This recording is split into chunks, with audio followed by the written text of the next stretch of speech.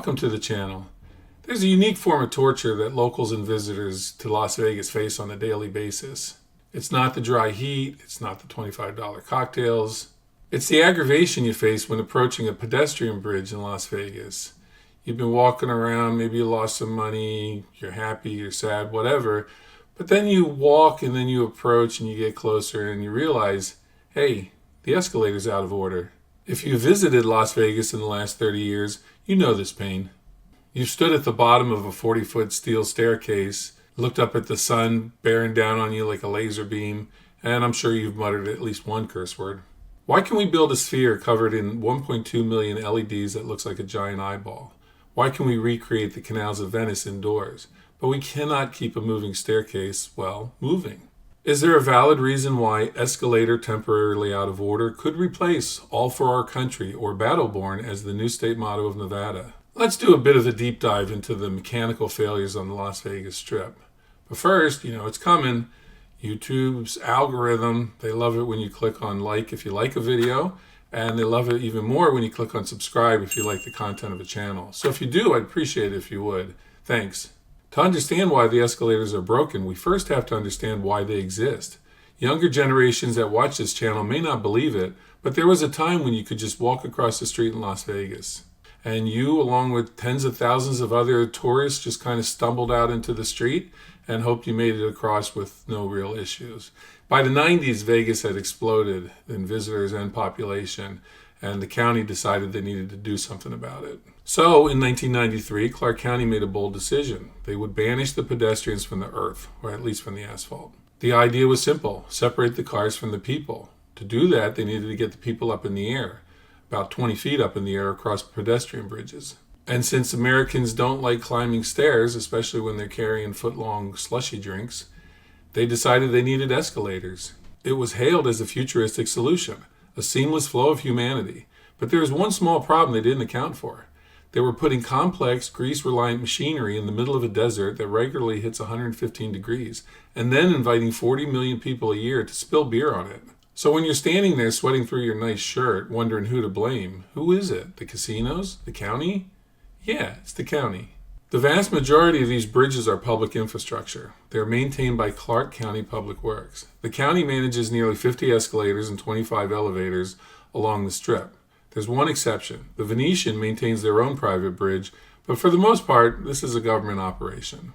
Now, I know what you're thinking. It's the government, so of course it isn't going to be efficient. But to be fair, let's take a look at what these poor maintenance crews are dealing with. The county employs a construction management division that has the thankless job of keeping these things running. And according to county officials, keeping these escalators alive is less like maintenance and more like active warfare. Why do they break so often? There's a report floating around on the internet from Dave Pritchard, a supervising inspector for the county. In it, he lays out that it's not just one thing, it's a perfect storm of mechanical abuse. Issue 1, the environment. Escalators are designed for malls and subway stations. They like climate control. They like 72 degrees. They do not like sandstorms, monsoon rains, and the direct UV radiation that melts rubber. The heat dries out the lubrication, and the wind fills the gears with desert dust. Issue 2, foreign objects. This is the stuff that you, I, and everyone that spends any time on the Strip drops. The annual clean down of a Strip escalator is like a horror show. Every year, the crews have to tear apart each of the escalators, and what they uncover is pretty much a history of Las Vegas tourism the previous year. We're talking Mardi Gras beads, flyer cards, room keys, flip-flops, and enough spilled sugar from daiquiris to cement the gears shut. The sticky residue from spilled drinks acts like glue, mixing with the desert sand to create a concrete-like sludge that seizes the motor. Issue 3 is you. Well, maybe not you, maybe the person standing next to you or somebody you saw on the Strip one time. But the number one nuisance reason for escalators being shut down is people push the emergency stop buttons. In particular, drunk people do that. So it may not be you, but maybe it is. But drunk tourists think it's funny to hit the button. Kids hit the button. People lean on the button by accident. Every time that happens, a certified technician has to come out, inspect the machine to ensure no one was actually eaten by it, and reset it with a key. That can take hours. And then there is the vandalism. People kick the glass panels, they jump on the handrails. In one famous incident, a fire broke out on an escalator at Caesar's Palace. A fire on a metal staircase. Now that takes a special kind of talent. The result of all this chaos is that at any given moment, a significant portion of the Strip's infrastructure is out of service. And the public is, well, they're angry. If you go to TripAdvisor or Reddit, the reviews of the Las Vegas sidewalks read like war journals. There's a famous letter to the editor in the Las Vegas Review-Journal titled simply, "The Embarrassment of Broken Escalators." The author points out a valid fear. We just hosted the Super Bowl. We have Formula One cars racing down the street. We're a world-class city. But we force grandmothers to climb 3 flights of stairs in July because we can't figure out how to keep a rubber belt moving. There's also the accessibility nightmare. If the escalator is out, you have to take the elevator. But the elevators, sadly, are often used as makeshift toilets.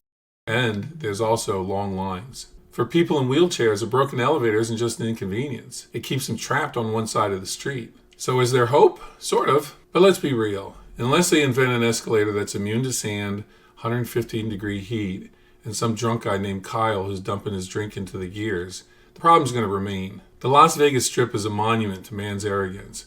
We built a neon oasis in a wasteland. We defied nature to build fountains in a drought. But the humble escalator? That's where nature fights back. So the next time you visit Vegas, by all means, enjoy the lights, enjoy the gambling, but do yourself a favor. Do some lunges before you go. Train for the stairs.